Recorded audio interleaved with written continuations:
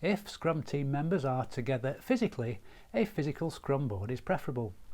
It would be great if the physical board was located in a common area, where team members can see and access the board easily.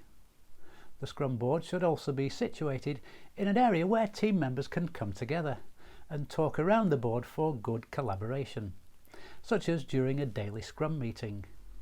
The upside of using a physical board is that it allows team members to talk to one another face to face. It also instills the discipline required to make cards that are consistent with each other, and the cards should contain only the most important information. If the workflow needs to be changed in a physical board, it is also fairly easy. On the downside, using a physical board has space constraints.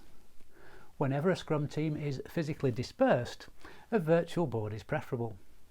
The virtual Scrum board also gives additional value for Scrum Masters and product owners, since they can make metrics, helping to monitor the team's processes.